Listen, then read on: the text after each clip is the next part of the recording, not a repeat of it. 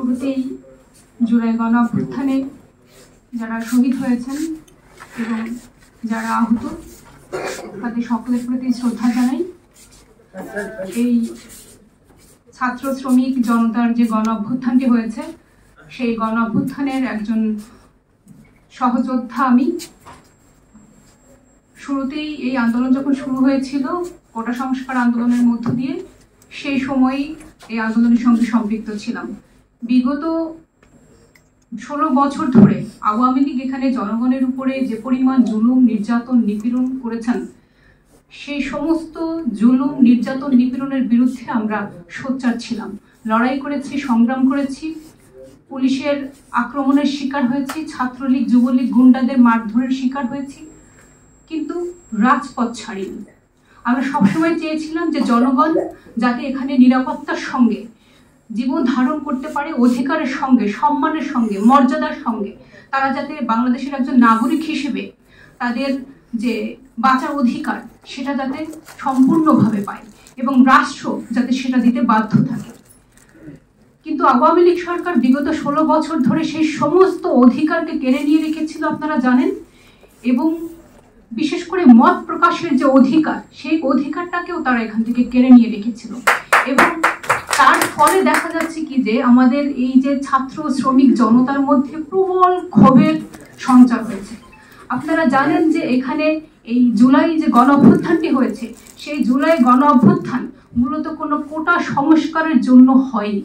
শুরুটা হয়েছিল সেখান থেকে, কিন্তু জনগণের মধ্যে যে স্পৃহাটা ছিল, আমরা যারা ছাত্র তরুণরা রয়েছি তাদের মধ্যে যে স্পৃহা ছিল সেটা হচ্ছে এই যে আওয়ামী লীগের একদলীয় যে ফাঁসিবাদী শাসন, যে নির্যাতন, সেই নির্যাতনের হাত থেকে আমাদের নিজেদেরকে মুক্ত করা, আমাদের দেশের জনগণকে মুক্ত করা। এবং সেই লক্ষ্যেই কিন্তু আমরা এখানে এই আন্দোলনে ঝাঁপিয়ে পড়েছিলাম। আমরা নিজেদের জীবনের তোয়াক্কা করিনি। এখানে যারা শহীদ হয়েছেন, অসংখ্য মানুষ এখানে শহীদ হয়েছেন। এই আন্দোলনে নারীদের অংশগ্রহণ আপনারা যদি খেয়াল করেন তাহলে সেটা কিন্তু 1971 সালের পরবর্তীতে যে আন্দোলনগুলো হয়েছে তার থেকে ব্যাপক মাত্রায় নারীরা আন্দোলনে এসে অংশগ্রহণ করেছে। এখানে কমরেড লেনিনের একটি কথা আছে, তিনি বলেছিলেন যে যে আন্দোলনে ঘরের মেয়েরা গিয়ে অংশগ্রহণ করে, তারা তাদের অধিকার আদায়ের জন্য রাজপথে যায়, সেই আন্দোলন সফল হতে বাধ্য।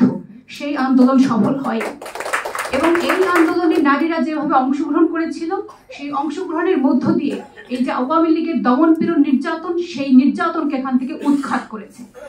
এবং আমাদের যে ছোট ছোট ভাই এবং বোনেরা তারা যেভাবে লড়াই করেছে, আমরা তাদের সেই লড়াইয়ের প্রতি আসলে শ্রদ্ধা জানাই।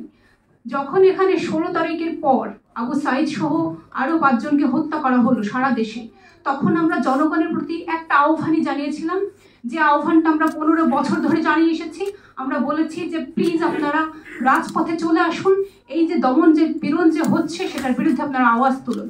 আমাদের ডাকে সাড়া দিয়েছিল জনগণ। জনগণের উপরে বিগত 15 বছর ধরে আস্থা হারাইনি আমরা, এবং সেই আস্থার যে মূল্য সেটা জনগণ দিয়েছেন তাদের জীবন দিয়ে। এবং সেই কারণে আমরা আজকে এই পর্যায়ে এসে বলতে চাই যে জনগণ সবসময় তাদের যে দায়িত্ব সেটা পালন করেন এবং এবারও তারা সেটা করেছেন।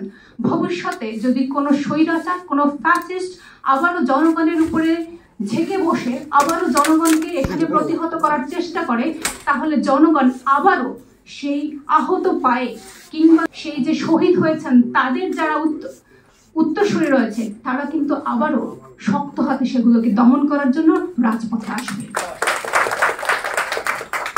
আমাদের পূর্বসূরীরা যেভাবে আমাদেরকে রেখে গিয়েছিল উত্তরসূরি হিসেবে, আমরা সেই দায়িত্বটা পালন করছি।